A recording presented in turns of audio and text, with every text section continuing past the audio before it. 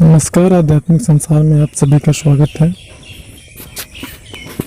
अप्सरा साधना के संदर्भ में सभी साधकों के लिए आवश्यक जन निर्देश सूचना।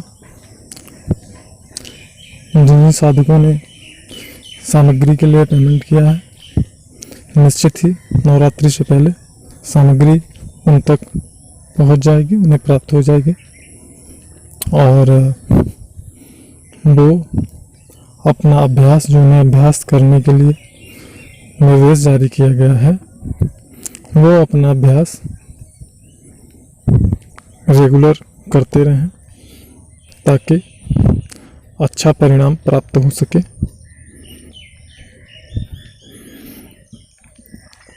साधकों के प्रश्नोत्तर के आधार पर ये जानकारी प्रकाशित हो रही है अप्सरा साधना से संबंधित। दोस्तों, किसी भी अप्सरा की जो साधना है एक दिन में सिद्धि प्राप्त नहीं हो सकती। यदि ऐसा कोई कहता है या करवाता है तो निसंदेह आपको वह अंधेरे में रख रहा है या अंधेरे में डाल रहा है। ऐसी कोई अप्सरा की साधना नहीं है जिसमें एक दिन में या 3 दिन में या फिर 7 दिन में सामान्यतः साधकों प्रारंभिक जो नए साधक हैं उन्हें सफलता प्राप्त हो जाए। ये साधना जो अत्यंत उच्च कोटि के साधक होते हैं उन्हें ही 1 दिन या 3 दिन या 7 दिन में अप्सरा साधना सिद्ध हो सकती है, जिन्होंने इससे अग्नि तत्व से उच्च तत्वों की साधनाएं करके उन्हें सिद्ध कर रखा हो और साधना मार्ग में लगा हुआ हो।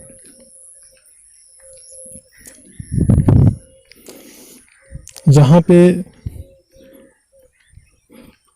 कुछ साधकों के प्रश्न है कि अप्सरा साधना में हमारे कर्म, पितृदोष या कुंडली के ग्रह दोष अगर खराब स्थिति में होते हैं, नीच घर में होते हैं, तो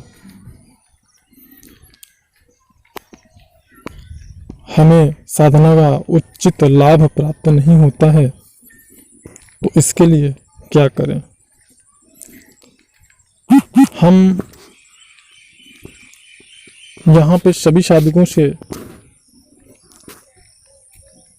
कहना चाहेंगे कि हमने अपनी प्रीवियस वीडियो में त्रिकोणीय साधना विधि अप्सरा साधना में 100% सफलता के लिए त्रिकोणीय साधना विधि के नाम से जो वीडियो प्रकाशित की थी, वह वीडियो इसलिए प्रकाशित की थी, वह जानकारी इसलिए प्रकाशित की थी कि नवरात्रि से अगर कोई भी साधक गण साधना शुरू करते हैं तो जिस विधि से जो मैंने बनाई हुई है, दिव्य शक्तियों की प्रेरणा से जो विधि मैंने बनाई हुई है, उस त्रिकोणीय विधि से यदि किसी साधक को साधना करना हो या करता है तो निश्चित रूप से उसे सफलता प्राप्त होती है। इसमें कोई भी संदेह नहीं है, क्यों न वो 21 दिन का ही साधना हो। तो यहाँ पे आपके कर्म, पितृदोष, ग्रह दोष, कुंडलिनी के कोई ग्रह दोष का कोई मतलब नहीं होता, इनसे किसी प्रकार का कोई फर्क नहीं पड़ता और ये स्वतः ही अपने स्थान पर स्थिर हो जाते हैं और साधक को साधना का संपूर्ण लाभ प्राप्त होता है। वह बहुत ही पावरफुल विधि है जो कि हमारे द्वारा निर्माण किया गया है। तो यह संदेह अपने मन से बिल्कुल निकाल दें कि हमारा ग्रह दोष खराब है या पितृदोष के कारण हमें ऐसा हो रहा है या कुंडलिनी, हमारे कुंडली में ग्रह नीच घर में स्थित है जिसकी वजह से ऐसा हो रहा है। तो इस प्रकार की जो भी समस्याएं हैं या ऐसे जो भी साधक हैं उन्हें निश्चित रूप से सफलता प्राप्त होगी, उसमें कोई संदेह नहीं है। अब जैसे कि कुछ ऐसे साधक होते हैं जिनका कहना होता है कि हमारी पत्नी है लेकिन फिर भी अप्सरा को हम प्रेमिका रूप में सिद्ध करना चाहते हैं, तो क्या ऐसा हो सकता है?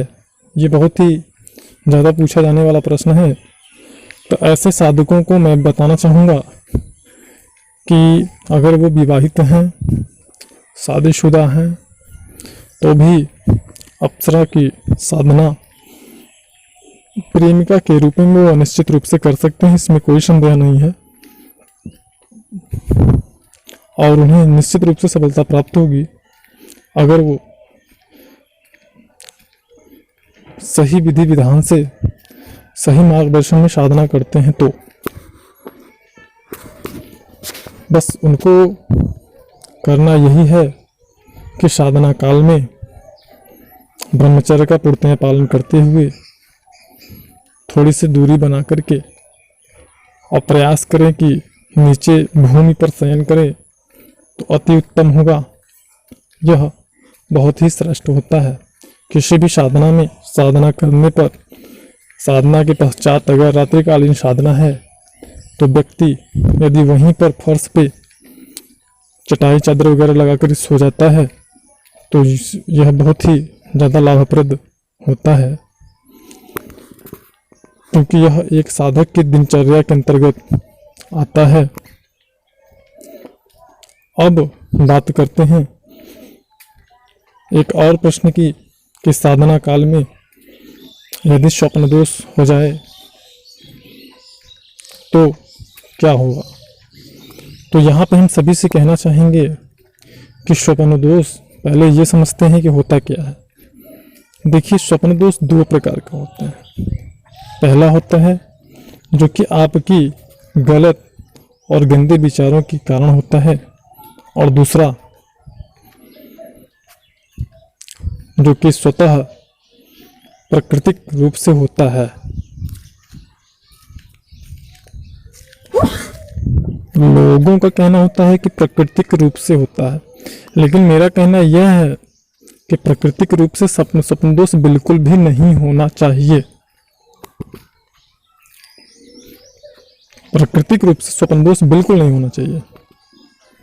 स्वप्न दोष होने के जो प्राकृतिक रूप से लोग बोलते हैं कि स्वप्न दोष होता है, उसका कारण क्या है वो समझ लीजिए। जो प्राकृतिक रूप से होता है, लोगों का कहना होता है, उसका कारण ये होता है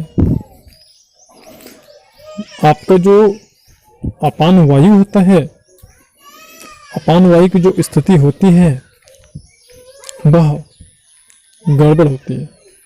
आपका अपान वायु बिल्कुल अशुद्धता को प्राप्त हुआ रहता है, और जिनका ये कहना होता है कि हमको प्राकृतिक रूप से या स्वप्न दोष होता है, ऐसे लोग अगर ध्यान दें मेरी बात को तो उनको ये महसूस होगा कि उनको कब्ज की समस्या होती है। मतलब उनका जो, ऐसे लोग जिनका कहना होता है कि मेरा प्राकृतिक रूप से स्वप्न दोष हो जाता है, अगर वो मेरी बात को गौर करें, क्योंकि मैं नहीं मानता हूँ कि प्राकृतिक रूप से स्वप्न दोष होता है, वो मेरी बात को गौर करें और ध्यान दें तो उनको ये समझ में आएगा कि जो उनके अंदर कब्ज की जो समस्या है वो ज़्यादा होती है, और यानी वात उनका जो होता है वो बिल्कुल भी बिगड़ा हुआ रहता है, नियमित नहीं रहता।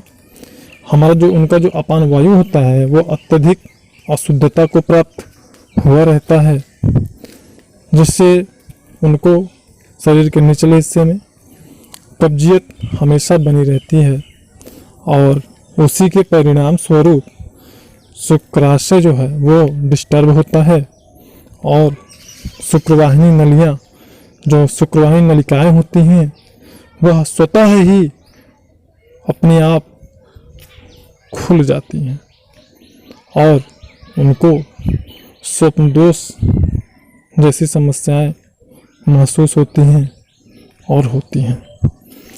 ये बहुत ही बड़ी साइंटिफिक जो रीजन है, प्रक्रिया है, वो मैंने आपको बताया है। ये खुद के साधकों के जो एक्सपीरियंस है उनके आधार पर मैंने आपको बताया है। तो प्राकृतिक रूप से जैसे लोगों का जो कहना होता है इस प्रकार का स्वप्न दोष आपको होता है, तो इसका बिल्कुल भी कोई दोष नहीं होता है आपकी साधना काल में। अगर ऐसा आपको स्वप्न दोष होता है इस प्रकार से, तो आपको ये समझना है कि इससे आपकी साधना बिल्कुल भी खंडित नहीं होती है और कोई दोष भी नहीं होता है। अब दूसरी बात, अब अगर दूसरे प्रकार से आपका स्वप्न दोष होता है, जैसे कि आपके मानसिक विचारों से आपके जो गंदे और बुरे विचार किसी के प्रति मन में रहते हैं, उनके अनुसार अगर आपका स्वप्न दोष होता है तो उससे आपको दोष लगता है, साधना खंडित नहीं होती। बस करना ये होता है कि आपके साधना में आपको एक दिन और जोड़ देना होता है। जैसे कि आपने 21 दिन का साधना किया, अनुष्ठान किया, और बीच में आपको अगर स्वप्न दोष हो गया तो एक दिन आपको बढ़ा लेना है साधना में।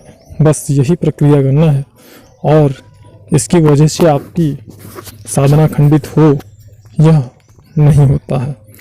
पहले इस चीज़ को आप लोग ध्यान दीजिएगा, क्योंकि ये बहुत ही महत्वपूर्ण प्रश्न है जिसका जानकारी अभी हमने आपको दिया है।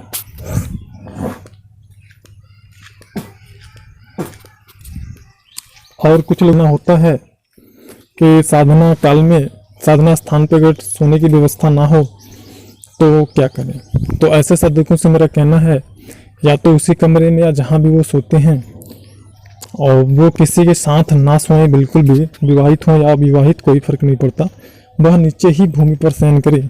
यह उनके लिए बहुत ही अति उत्तम होगा और ऐसा करने से उनको संपूर्ण लाभ प्राप्त होगा।